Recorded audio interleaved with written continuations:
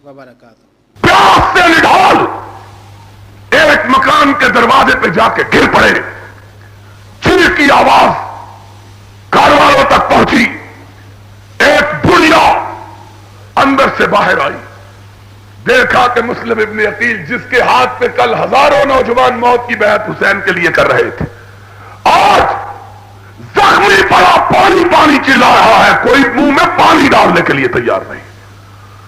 जल्दी से अंदर गई, रूई का पाहा लिया, मुंह से खून साफ किया, पानी के छींटे दिए। मुस्लिम इब्न अकील को होश आया, आंखों में आंसू आ गए। बुढ़िया मुझको पनाह न दो, फातिमा के बेटे को पैगाम पहुंचा दो कि कूदे ना, इनसे बड़ी बेवफाश है कोई नहीं है। कोई उनको जाके कह दे, रोक दे हुसैन को, मेरे साथ जो हो चुका हो चुका। हुसैन पलट जाए, जिन सीनों ने उसके बाप से वफा नहीं की थी, उसके भाई से वफा नहीं की थी, आज उससे भी वफा करने के लिए तैयार नहीं। बुढ़िया ने जल्दी से दरवाजा खोला, अंदर ले गई, पानी पिलाया, खटका हुआ, बेटा जाग उठा, कह लगा मां ये अंदर खटपट क्या हो रही है, क्या हो गया है? डरे हुए थे ना कि कहीं हथौड़ा ग्रुप ना आ जाए। ये मोमिन है, ये मुसलमान है जिन्हें देख के शर्मा यहूद। बुज़दिल बना दिया है इस कौम को हमारे हुक्मरानों ने, नशा पिला पिला के, इनकी खुदी को मार मार के, इनकी आजादी को छीन छीन के इनको बुज़दिल बना दिया है। सारा शहर भरा हुआ 40 लाख आदमियों का, एक हथौड़े वाला आ गया है, सारे शहर वाले इस तरह घुसे हुए हैं जिस तरह चूहे बिल में घुसे होते हैं। मारी है गैरत, दो लोगों ने सुन लो, कहता हूं वही बात समझता हूं जिसे हक, कि मैं ज़हरे हलाहिल को कभी कह न सका कन, अपने भी है नाराज और बेगाने भी ना खुश हो जाए। इस काम की हमीयत और गैरत को दो किस्म के हुक्मरानों ने कुचला है। एक उन हुक्मरानों ने जिन्होंने अपने इक्तिदार की बसात बचाने के लिए इनकी गैरत को मारा, एक उन हुक्मरानों ने जिन्होंने हर ऐरे गहरे मौके पे मुर्दा परस्ती को रिवाज देके ये तासुर दिया कि हम मुर्दों से डरने वाली और मुर्दों को पूजने वाली कौम है, और मुर्दों को पूजने वाले कभी जिंदों का मुकाबला कर सकते नहीं है। मुर्दों के पुजारी, ये वजीर गुस्ल दे रहा है, इस वजीर का चेहरा देखो किस तरह टूटा हुआ घड़ा होता है, कहते हैं बड़ा शरीफ है, इसके नाम का हिस्सा शरीफ है। मैंने कहा अगर इसके नाम की वजह से इसकी शराफत की गवाही देते हो तो बाबरा शरीफ ने क्या जुर्म किया है, इसकी शराफत की गवाही देते हो तो बाबरा शरीफ ने क्या जुर्म किया है, उसके नाम का हिस्सा भी तो शरीफ है। शर्म नहीं आती? ये वजीर हैं, इन मुर्दा परस्तों ने जिंदों की मदद क्या करनी है? जिंदों के काम 10 मन अरके गुलाब से एक कब्र को गुस्ल दिया है, पी जाओ इस अरके गुलाब को ताकि तुम्हारी रही सही गैरत भी मर जाए। ये हालत है हमारे वजीरों की, ये हालत है हमारे हुक्मरानों की। इन हुक्मरानों के दौर में अगर रियाया हथौड़ों से नहीं डरेगी तो और किससे डरेगी? डरना ही चाहिए। उस बुढ़िया ने मुस्लिम इब्न अकील को अंदर जगा दी, बेटे ने खटपट की आवाज सुनी, पूछा अम्मा कौन है? बुढ़िया कहती है कोई नहीं कोई नहीं। उसने कहा मुझे आवाज आई है। उसने कहा तेरा वहम है। बुढ़िया छुपाती है, बेटा इनकार करता है, इसरार करता है। आखिर दरवाजा खोला, देखा सामने मुस्लिम इब्न अकील बैठा है। बुढ़िया की आंखों में आंसू आ गए, कहने लगी ओ जालिमो, कल तक इसके नाम के नारे लगाते, इसके हाथ पे बैत करते थे, आज इसको मारने के लिए दौड़ते हो? खुदा का खौफ करो। ये रसूल के नवासे का नुमाइंदा और रसूल के भाई का बेटा, कोई जुल्म न कराओ। उसने जल्दी से आगे बढ़ के हाथ को बोसा दिया। उसने कहा मैं तो जानवरों के पैर चूमने वाला हूं, ये तो इंसान है। मैं तो बड़ा फर्मा बरदार, خادم خدمت گزار ہاتھ چومے پاؤں چومے، کہنے لگا ہمارے تو بھاگ جاگ اٹھے، ہمارے گھر میں نارائن آ گئی، ہمارے گھر میں دیوتا آ گئے۔ ماں بیچاری دھوکہ کھا گئی۔ اس نے کہا ہاں کسی کو بتلا نہیں۔ کہا گا ماں ایسی بات کیا کرتی ہو؟ تھوڑی دیر گزری کہ بیٹے صاحب وضو کرنے لگے۔ اس نے کہا کیا بات ہے؟ ابھی تو فجر کی اذان بھی نہیں ہوئی۔ کہنے لگا ماں شکرانے کے طور پہ تہجد پڑھنے لگا ہوں، آج رسول کے نواسے کا ہرکارہ ہمارے گھر آیا ہے۔ شکرانے کے طور پہ تہجد پڑھنے لگا ہوں، آج رسول کے نواسے کا ہرکارہ ہمارے گھر آیا ہے۔ ماں بڑی خوش ہوئی، آج تہجد پڑھنے لگا ہے۔ کہتا ہے ماں جی چاہتا ہے مسجد میں جا کے پڑھوں نفل، اس مسجد میں جس مسجد کو اس کے چچا علی نے بنوایا ہے۔ ماں نے دروازہ کھولا، وضو کر کے سیدھا گورنر ہاؤس پہنچا۔ عبید اللہ ابن زیاد کو کہنے لگا آؤ میں تمہارا شکار اپنے گھر میں پھنسا کے آیا۔ ان کی حالت یہ ہے۔ حضرت مسلم ابن عقیل شہید ہوئے، قافلہ حسین مکہ سے رخصت ہو چکا ہے، چند منزل فاصلہ طے کیا۔ حسین کو خبر ہوئی مسلم ابن عقیل اس طرح بے یار و مددگار، بے کسی اور بے بسی کی موت مارے گئے ہیں۔ پلٹنے کا ارادہ کیا، جاؤ کوئی ماں کا لال دکھاؤ تو صحیح جو اس کا انکار کرے۔ حسین نے پلٹنے کا ارادہ کیا، مسلم ابن عقیل کے بھائی بیٹھ گئے، کہنے لگے حسین ہمارا بھائی مرا ہے، ہم پلٹنے کے لیے تیار نہیں ہیں۔ حسین نے دیکھا یہ پلٹنے پر آمادہ نہیں، فرمایا اگر تم پلٹنے پر تیار نہیں تو میں بھی نہیں پلٹتا۔ چلا قافلہ کوفے میں۔ اب جتنی تلواریں ہیں وہ عبید اللہ ابن زیاد کے ساتھ ہیں۔ لوگ وہی لوگ جو کل تک حسین حسین کا نعرہ بلند کر رہے تھے، آج یزید یزید کے نعرے بلند کر رہے ہیں۔ اور ابھی کئی منزل دور کربلا میں نہیں پہنچے، 10 تاریخ کی صبح 10 بجے کہ ادھر سے عبید اللہ ابن زیاد اپنا لشکر لے کے آ پہنچا۔ حسین نے نظر اٹھائی، دیکھا لشکر میں کوئی بھی شامی نہیں، سارے کوفے کے لوگ۔ کہا کیوں آئے ہو؟ کہا حسین تجھ سے لڑنے کے لیے آئے ہیں۔ حسین نے بوری بھری ہوئی خطوں کی اٹھائی، ایک ایک کا نام لیا، تم میں تمہارا فلاں سردار موجود ہے؟ اس نے کہا موجود ہے۔ فرمایا یہ تم ہی نے خط لکھ کے مجھ کو بلایا تھا؟ کہا بلایا تھا، غلطی ہو گئی تھی۔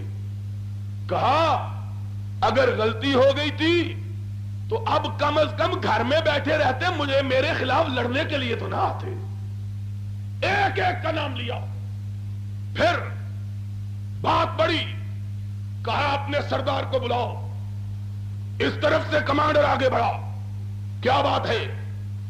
کہا میری 3 شرطیں ہیں، مجھ کو واپس پلٹ جانے دو، مجھ کو واپس،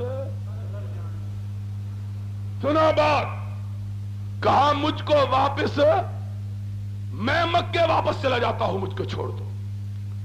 کہا یہ ممکن نہیں ہے۔ کہا پھر مجھے بارڈر پہ بھیج دو، کافروں کے خلاف لڑتا ہوا شہید ہو جاؤں گا، میں کسی حکومت کسی خلافت سے تعرض نہیں کرتا، بارڈر پہ چلے جاتا ہوں۔ کہا یہ بھی منظور نہیں ہے۔ تیسری بات، کہا مجھ کو یزید کے پاس لے چلو، جو وہ میرے ساتھ فیصلہ کرے گا مجھے منظور ہوگا۔ اس نے کہا ہم کو یہ بھی منظور، سمجھ میں آ رہی ہے؟ 3 مطالبے کوفیوں نے تینوں مسترد کر دیے، اور اسی لیے ہم حسین کی شہادت کو شہادت سمجھتے ہیں۔ کیوں؟ اس لیے کہ حسین لڑنے کے لیے تیار، بولو اونچی بولتے تھے، حسین لڑنے کے لیے تیار۔ مالی کہتا ہے کشتوں کے پشتے لگا دیے، اس مسجد کی چھت سے بھی اونچی لاشیں لگے، لاشیں گئی کہاں؟ کل کے فرشتے اٹھا کے لے گئے۔ آئے کہاں سے، گئے کہاں؟ کو خدا کا خوف کرو۔ حسین کی شہادت اس لیے شہادت کہ حسین لڑنے کے لیے تیار، حسین کو مجبور کیا گیا. حسین نے 3 منصفانہ شرائط پیش کی. انصاف کی شرط، واپس پلٹ جاتا ہوں، بارڈر پہ چلا جاتا ہوں، یا یزید کے پاس لے چلو، اس سے گفتگو ہوگی، جو فیصلہ ہوگا مجھے. وہ تو شاہ پرست کہتے ہیں نا کہ بادشاہ سے زیادہ بادشاہ پرست بیڑا گرک کرتے ہیں. بادشاہ سے زیادہ بادشاہ. ضیاء الحق اتنے بیان نہیں دیتا جتنے چمچے بیان دیتے ہیں.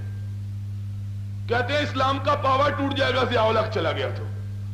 ہم نے کہا ضیاء الحق نہ ہو گیا، منجی کا سیرو ہو گیا، یہ اگر نہیں رہے گا تو پاور ٹوٹ جائے گا. کوئی خدا کا خوف کرو. اس کے آنے جانے سے کیا ہوتا ہے؟ لوگ آتے بھی رہتے ہیں، جاتے بھی رہتے ہیں. وہ کہتے ہیں نا کہ پیرا نمی پرانند مریدا نمی پرند، کہ پیر تو بیچارہ بیٹھنا چاہتے ہیں، مرید بیٹھنے نہیں دیتے. اڑ اڑ کے کہہ رہے ہیں امیر المومنین علیہ الصلوۃ والسلام. اب جناب حال یہ ہے کہ وہ بادشاہ پرست زیادہ، انہوں نے کہا نہیں ہم تو بیعت کر کے جانے دیں گے. لڑائی ہوئی، 11 بجے کے قریب جنگ ہوئی، 1:30 بجے کے قریب جنگ ختم ہو گئی. اور یہ بھی اس لیے ہوئی کہ عربوں کا رواج یہ تھا ایک ایک کر کے پہلے لڑتے تھے، ایک ایک کر کے.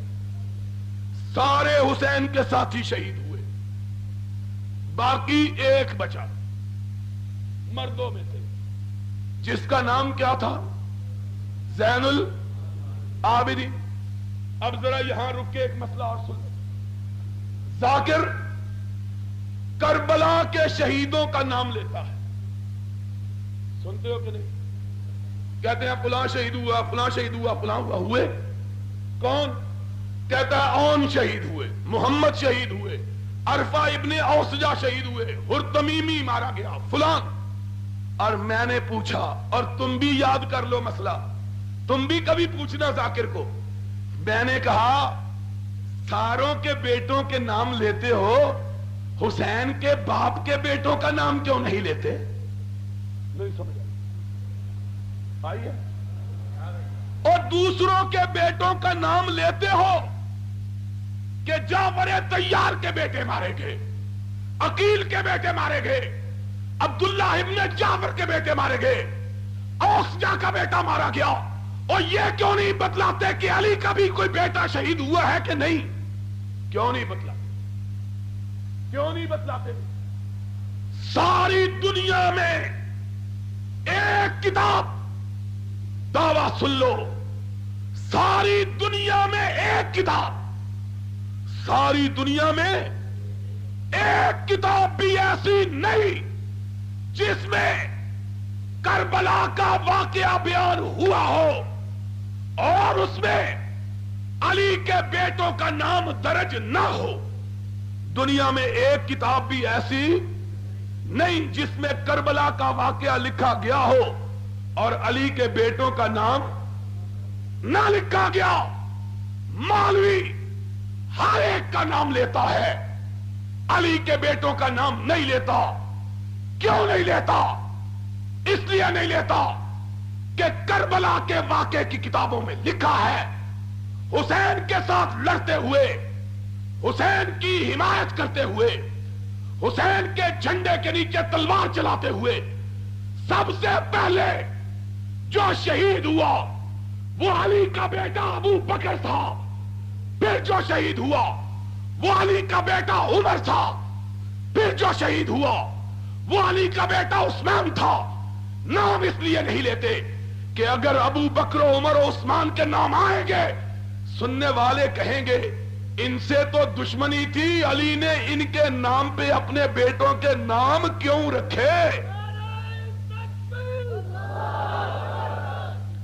اس لیے کہ دشمنوں کے بیٹوں کے نام پہ کوئی بندہ اپنے بیٹوں کے نام رکھتا.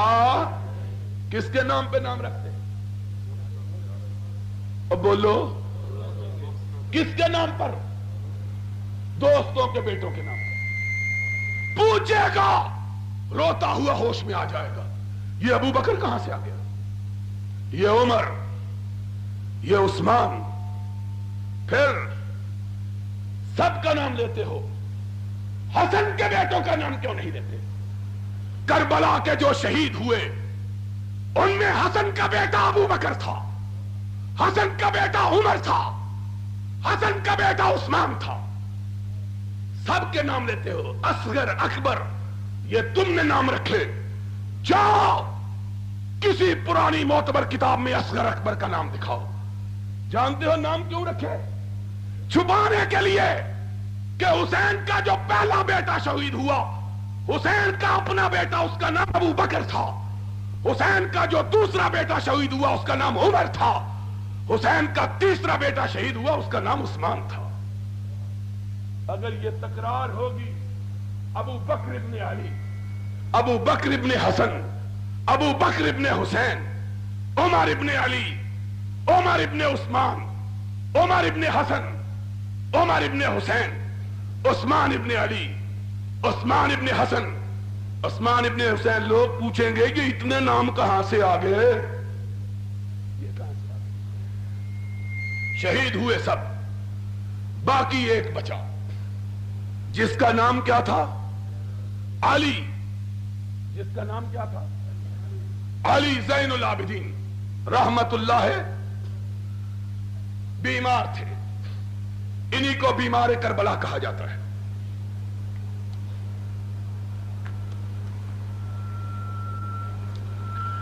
اونٹ پر محمل میں کجاوے پہ ان کو لادا گیا. چلے اب ذرا سنو بات کو. کوفہ کے بازاروں سے گزرے، کتاب تیری تاریخ یعقوبی شیعہ کی. علی زین العابدین کوفہ کے بازاروں سے گزرے، دیکھا لوگ رو رہے ہیں، عورتیں بھی رو رہی ہیں اور مرد بھی رو رہے ہیں. اپنے سر کو اٹھایا، بہن نے آسرا دیا، کہا بہن یہ کون لوگ ہیں؟ کہا یہ تیرے باپ کے شیعہ، کوفے کے شیعہ ہیں. کہا بہن یہ کس کو روتے ہیں؟ بہن نے جواب نہیں دیا.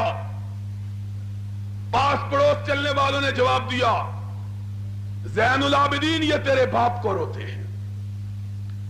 تاریخی الفاظ اور شیعہ کتاب کے.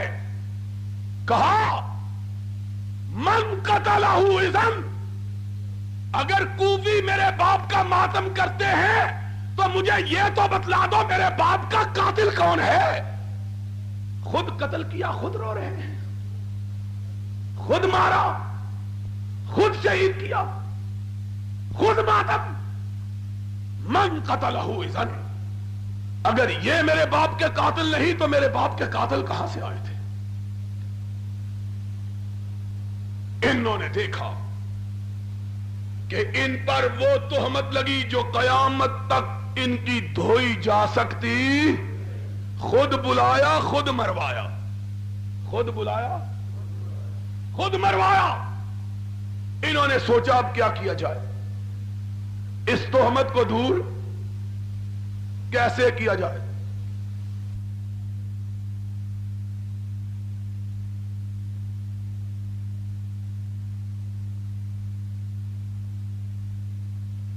ہم نے نہیں مروایا. کس نے مروایا ہے؟ ابو بکر نے رضی اللہ تعالی. ہم نے نہیں مروایا، عمر نے مروایا ہے رضی اللہ تعالی. ہم نے نہیں مروایا، عثمان نے مروایا ہے رضی اللہ تعالی. پوچھنے والے نے پوچھا اہم کو، کربلا کے واقعے سے 50 40 30 برس پہلے یہ لوگ تو رخصت ہو چکے، انہوں نے کیسے مروایا؟ کوئی سمجھ آ رہی ہے بات؟ یار نہیں سمجھ آ رہی تو جان چھڑو. پھر آ رہی ہے؟ کتنی دیر تک آئے گی؟ کیوں بھائی سننا چاہتے ہو بات کہ نہیں؟ پچھلے ستے دن میرا خیال ہے.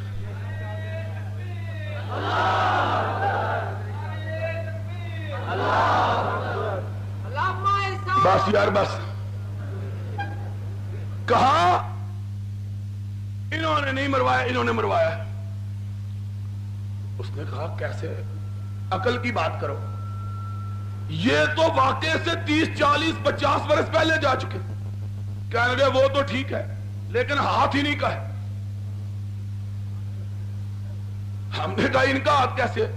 کہنے لگے نہ یہ اس کے باپ سے خلافت چھینتے نہ یزید اس سے چھینتا، نہ یہ اس کے باپ سے خلافت چھینتے نہ یزید ان سے چھینتا۔ وہی میں نے کہا، کبھی کبھی کہا کرتا ہوں، کسی شاعر نے کہا تھا مگس کو باغ میں جانے نہ دیجو کہ ناحق خون پروانے کا ہوگا، کہ پروانہ جو شمع پہ جلتا ہے یہ پروانے کا شمع کا قصور نہیں، کس کا ہے؟ شہد کی مکھی کا۔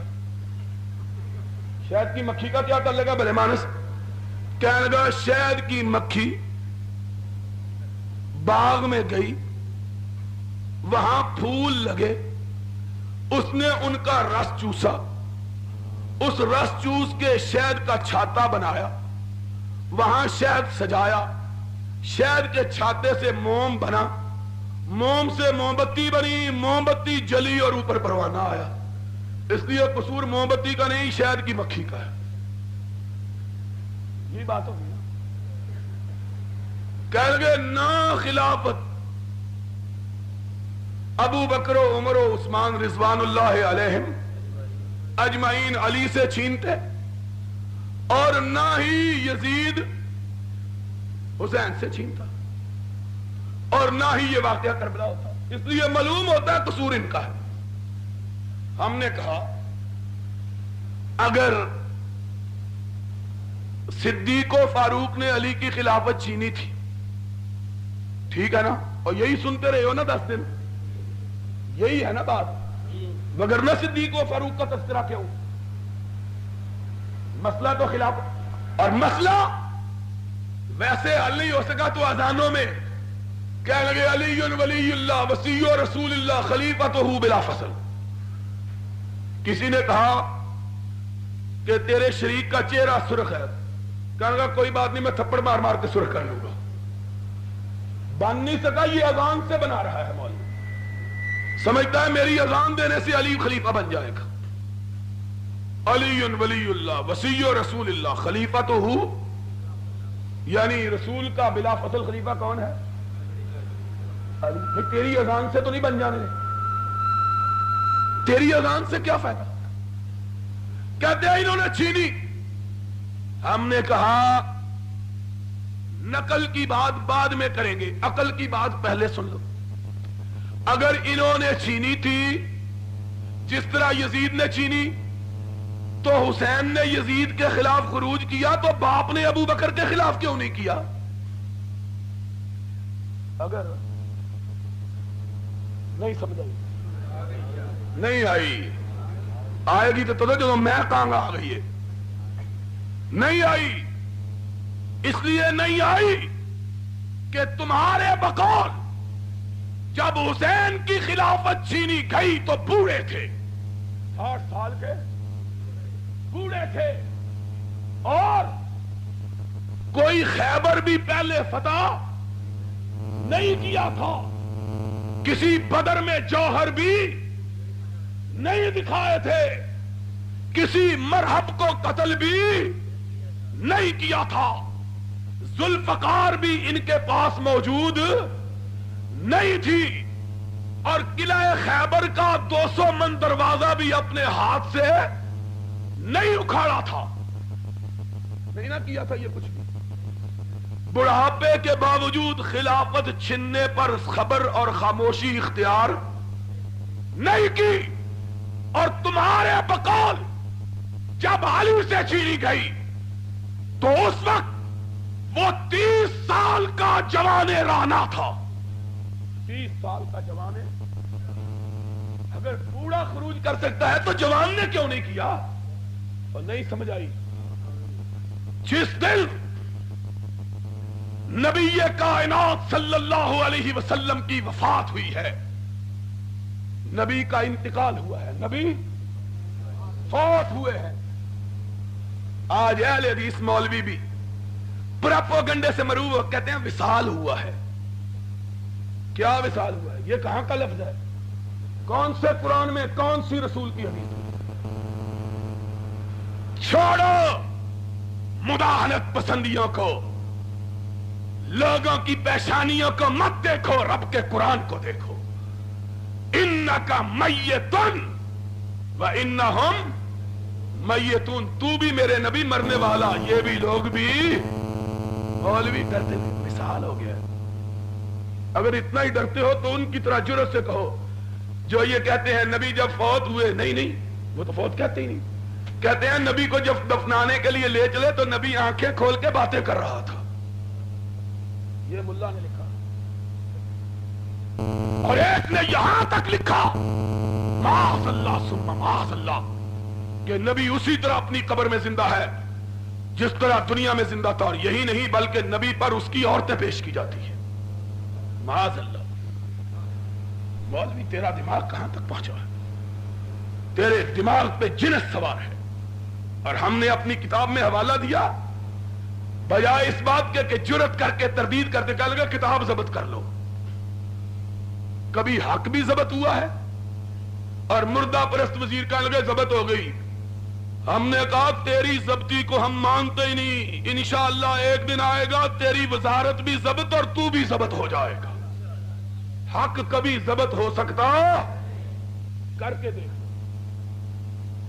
ہم نے کبھی اللہ کی رحمت سے کسی غیر خدا سے ڈرنا نہیں سیکھا ہے. ان کو تو دعائی غیر اللہ کی آتی ہے. کتاب بند کروانے کے لیے بھی غیر اللہ کی دعائی، غیر اللہ کی دعائی. تو میں یہ کہہ رہا تھا نبی پاک حضرت محمد الرسول اللہ صلی اللہ علیہ وسلم کی وفات کے بعد وقت حضرت علی کی عمر کتنی تھی؟ 30 برس. اور 30 برس کا آدمی جوان رانا ہوتا ہے. 30 برس کا آدمی جوان بھرپور جوانی 30 سال کی ہوتی ہے. اگر 60 سال کا بوڑھا اپنے حق کے چھننے پر خروج کرتا ہے تو 30 سال کے جوان نے کیوں نہیں کیا؟ اور 30 سال کا جوان وہ ہے کتنے گیا کھڑا مولوی عبدالغفور. مولوی صاحب بیٹھے تھے ہو نا. ان کے ایک یار نے لکھا تھا جنگ اخبار میں، کہنے لگے حضرت علی لڑتے لڑتے خیبر کے میدان میں ان کی ڈھال ٹوٹ گئی. یاد ہے مولانا کہ نہیں؟ کہنے لگے ڈھال ٹوٹ گئی. ڈھال جانتے ہو؟ ایک تلوار ہوتی ہے اور ایک تلوار سے بچاؤ کے لیے لوہے کا ایک توا سا بنا ہوتا ہے، گولا سا. تلوار اس پہ مارتے ہیں سینے میں، وہ آگے کر دیتا ہے لوہے کا تاکہ تلوار اس کو لگے جسم. کہتے ہیں لڑتے لڑتے ڈھال ٹوٹ گئی. اچھا جی پھر؟ کہنے لگے اب بچاؤ کے لیے کوئی چیز نہیں تھی. پھر کہنے لگے سامنے خیبر کا دروازہ تھا قلعے کا، اور دروازہ کتنا وزنی تھا؟ کہنے لگے 40 آدمی مل کے اسے کھولتے اور بند کرتے تھے. 40 آدمی دھکا لگاتے تھے تب بند ہوتا تھا. 100 گز لمبا 40 گز چوڑا. کوئی 100 من تو ہوگا نہیں، 200 من تھا ظاہر ہے. کیا حضرت علی نے دیکھا اور کچھ نہیں، وہ دروازہ ہے، کڑے میں ہاتھ ڈالا، بایاں ہاتھ ہلایا، زور سے دھکا دیا، دروازہ اکھڑ کے ہاتھ میں آ گیا. اس کو ڈھال بنا لیا، تلوار چلانے لگے. میرا بچہ جب میں پڑھ رہا تھا یہ واقعہ جنگ میں چھپا، ویسے تو شیعہ کتابوں میں ہے، سنیوں کی بھی تو مت ماری گئی ہے نا، اس نے بھی لکھ دیا. بدقسمتی سے وہ بریلوی نہیں تھا. اس نے یہ واقعہ لکھا. میرا بیٹا کہنے لگا ابو یہ 100 گز لمبا 40 گز چوڑا تلوار کہاں سے چلا رہے تھے؟ میں نے کہا بیٹا درمیان سے کھڑکی نکال لی تھی تلوار سے. میں نے کہا اگر عقل کی بات کرے تو آدمی گپ کیسے مار سکتا ہے؟ گپ تو تب مارتا ہے جب سارے سننے والے بیوقوف ہوں. کہا اتنا بہادر. ہم نے کہا تمہاری بات مان لیں. جو اتنا بہادر تھا 200 من وزنی دروازہ ایک ہاتھ میں اکھاڑ لیتا تھا، اس نے کیوں نہیں خروج کیا؟ اگر خلافت چھینی گئی ہوتی تو شیر خدا فاتح خیبر سارے مرحب جنگ بدر کے ہیرو مارکہ حنین میں جہاد کرنے والے اس علی کو خروج کرنا چاہیے تھا، کیوں نہیں کیا؟ بیٹے نے اگر کیا تو باپ نے کیوں نہیں کیا؟ اور باپ کی قوت کا عالم تیری کتاب تفسیر کے اندر لکھا ہوا ہے، ان کی تفسیر بھی دیکھ لگا، تیری تفسیر صافی میں لکھا ہے علی اتنا بہادر تھا، ایک دن ابو بکر نے کوئی بات کی، مزاج پہ ناگوار گزری، پاؤں زمین پہ مارا، زمین پہ زلزلہ طاری ہو گیا، زمین اس طرح ہلنے لگی جس طرح گھڑی جو پرانی ہوتی تھی اس کا پینڈولم ہلتا ہے، مدینے کی بستی اوپر سے نیچے اور نیچے سے اوپر، حضرت ابو بکر کا رنگ اڑ گیا، اڑنا ہی چاہیے تھا کہ نہیں؟ زمین اوپر کی نیچے، حضرت ابو بکر نے ڈرتے ڈرتے عمر کو کہا، عمر علی دے گوڈے پھڑ لے، نہیں تے آج ساری کائنات تباہ ہو جائے گی۔ آدھا منٹ اور گزر گیا، ساری کائنات میں کوئی مرد بھی زندہ باقی، حضرت عمر نے گوڈے پکڑ لیے، علی جان دیو، معاف کر دیو۔ حضرت علی نے دیکھا، کہنے لگا میری قوت کا پتہ چلا، کہنے لگے معافی دے دیو۔ حضرت علی نے پھر پاؤں مارا، زمین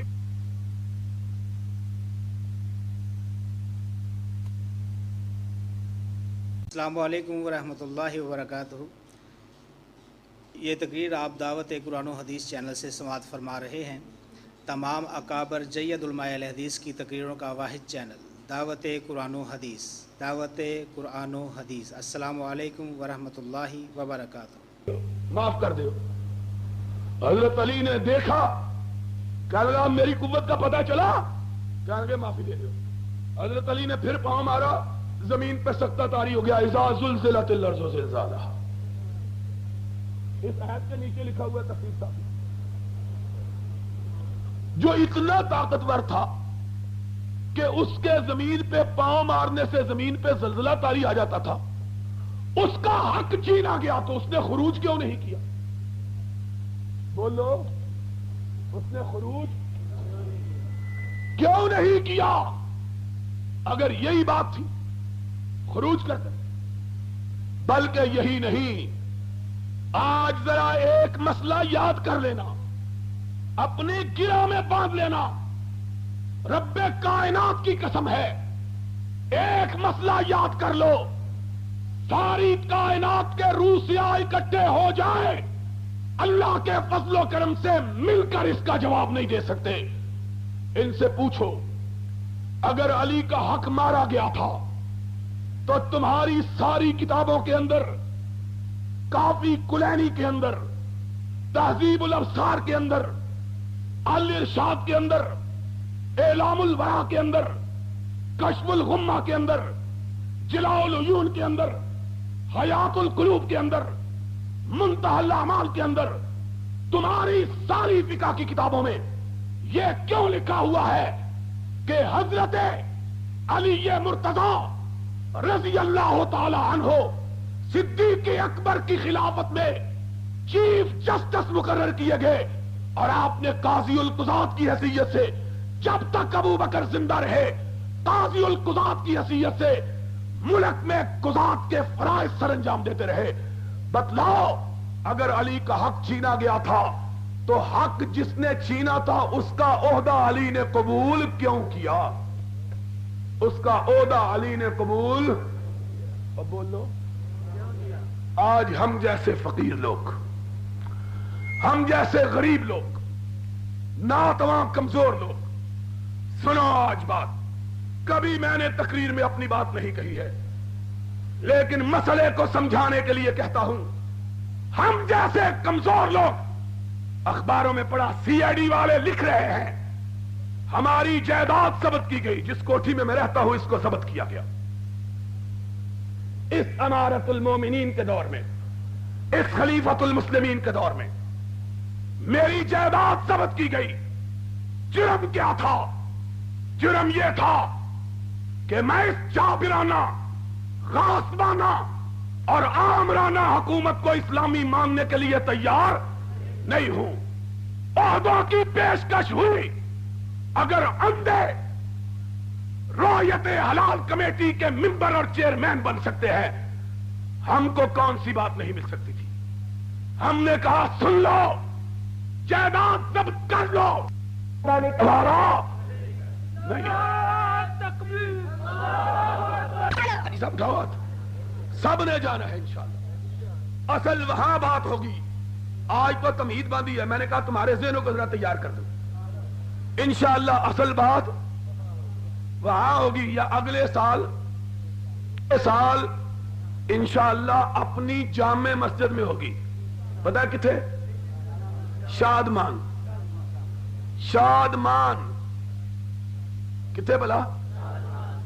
لوگ کہتے تھے بھابھیوں کی مسجد ہی کوئی نہیں، وہ چینیاں والی میں لوگ جاتے ہیں، آگے جگہ نہیں ملتی واپس آ جاتے۔ میں کہتا ہوں یار جمعہ پڑھنے نہیں آتے، کہیں لنگن دی جگہ ہی کوئی نہیں۔ ہم نے کہا اچھا تو لنگن دی جگہ تے بنا دئیے۔ اللہ کے فضل و کرم سے 1 ایکڑ جگہ خریدی ہے 70 لاکھ روپے کی، اور آمین ہی کہہ دیو بھابھیو، دعا کرو اللہ اسے مکمل کر دے۔ میں آج ایک بندہ لے کے آیا سا نال سامیاں توڑنے واسطے، 52 لاکھ روپیہ کٹھا ہو گیا، 18 لاکھ روپیہ کٹ ڈالی۔ دعا کر دے اللہ پورا کر دے، کوئی ہماری بھی شایان شان مسجد بن جائے۔ آج یہ تعالیٰ صاحب کچھ سمجھ آؤں پئی گل انشاءاللہ۔ تو بات میں یہ کر رہا، اگلے سال یہاں بھی بات ہوگی انشاءاللہ۔ تو بات میری سن لو، یہ تو 18 لاکھ روپیہ کٹھا کر دو تو میں جمعہ اتنے شروع کرا دینا۔ مولوی عبدالغفور صاحب نے اتنے بھیج دیا گے، انہیں تبادلہ ہو جائے، سکول ماسٹر کا جو ہوتا ہے مولویوں کا بھی ہونا چاہیے۔ تو میں یہ کہہ رہا تھا، سن لو آخری حوالہ ذرا جی کھول کے سنو، کان کھول کے۔ کہتے ہیں خلافت، مسئلہ خلافت، کہتے ہیں جناب اگر صدیق و فاروق و عثمان نہ چھینتے تو یزید کو بھی چھیننے کی جرت۔ ہم نے کہا 1 منٹ کے لیے مان ہی لیتے ہیں کہ صدیق و فاروق و عثمان نے چھین لی تھی، مان لیتے ہیں، اور پھر تو علی کے قبضے میں آ گئی تھی، بولو آئی کہ نہیں؟ اور سن 35 ہجری میں آئی کہ نہیں واپس؟ پھر حضرت علی کے حصے میں آئی، اور پھر کیا ہوا جب گھر میں آ گئی پھر اٹھا کے معاویہ کو کیوں دے دیا تھا؟ ایک بات، اور دوسری بات سن لو، اگر انہوں نے خلافت چھینی ہوتی، تمہارے 6 شیعہ مورخوں نے لکھا ہے، مسعودی نے مروج الذہب میں، یعقوبی نے تاریخ میں، اربلی نے کشف الغمہ میں، انہوں نے لکھا کہ حضرت عمر نے اپنے دور خلافت میں 4 مرتبہ حضرت علی کو اپنا قائم مقام سربراہ بنایا تھا حکومت کا۔ کتنی مرتبہ؟ 4 مرتبہ۔ خود سفر پہ گئے، قائم مقام صدر کس کو بناتے گئے؟ حضرت، اگر حضرت علی کی غصب ہوئی ہوتی تو پھر ضیاء الحق نو کہو ہاں سانو ایک دن قائم مقام بنا کے دیکھے ذرا، ایک دن بس دیکھ لے، یہ پھر قریب آ گیا ساڈا نام ہٹا دئیو۔ اگر حضرت علی رضی اللہ تعالی عنہ یہ سمجھتے فاروق و صدیق نے میری خلافت چھینی، تو جب قائم مقام صدر بنے، حکمران بنے، مدینے کے سربراہ بنے، تو اس وقت ان کو واپس دینا چاہیے نہیں تھی۔ لیکن کیا ہوا؟ جانے لگے عمر، قائم مقام بنا کر گھوڑے کی لگام تھام دی، کہا عمر مت جاؤ، اگر تم پہ افتاد آ گئی تو مومنوں کی امت باقی نہیں رہے گی۔ انکا کل قطب للرحا، اے عمر تو چکی کے لیے اس کے کیل کی طرح اور تسبیح کے دانوں کے لیے ان کے امام کی طرح ہے۔ اگر امام موجود نہ ہو تو تسبیح کے دانے موجود۔ اگر علی ان کی خلافت کو درست نہ مانتے تو پھر حضرت علی کو ان کی اتنی خیر خواہی کی ضرورت نہیں تھی۔ معلوم ہوتا ہے کہ علی بھی سچا، حسن بھی سچا، حسین بھی سچا، صدیق بھی سچا، فاروق بھی سچا، ذوالنورین بھی سچا، رضوان اللہ علیہم اجمعین، اور جھوٹے رہ گئے ہو تو تم ہی رہ گئے ہو۔ اگر ان کی آپس کی محبت، ایک دوسرے کا احترام نہ ہوتا، ایک دوسرے سے تعلقات نہ ہوتے، تو کبھی اس طرح کے واقعات دنیا کی تاریخ میں موجود نہ ہوتے۔ اللہ سے دعا ہے اللہ ہمیں حقائق کو سمجھنے، حق پر عمل کرنے کو اپنے سینوں میں بسانے کی توفیق عطا فرمائے۔ وآخر دعوانا ان الحمدللہ رب العالمین۔ اے اللہ ہم سب کی خطاؤں سے درگزر فرما، اے اللہ ہم سب کے جرائم کی پردہ پوشی فرما، اے اللہ بیماروں کو شفا عطا فرما، اے اللہ نبی کے صحابہ کی محبت نصیب فرما، اے اللہ ہمیں اپنے پاک نبی کے صحابہ کے نقش قدم پر چلنے کی توفیق عطا فرما، اے اللہ ہمیں حق کی راہ پر چلنے کی توفیق عطا فرما، اے اللہ ہمیں اس طرح کی پاک مجلسوں میں شمولیت کی توفیق عطا فرما، اے اللہ جن نوجوانوں نے اس طرح کی مجلسوں کا انعقاد کیا اللہ کی خدمتوں میں برکت عطا فرما، اللہ ہماری حقیر مسائی کو، اللہ جتنے حاضرین ہیں سب کی نیک حاجات پوری فرما، اللہ سب کی نیک خواہشات پوری فرما، اللہ ہمارے ملک کی حفاظت فرما، اللہ ہمارے ملک میں توحید و سنت کے علم کو بلند فرما۔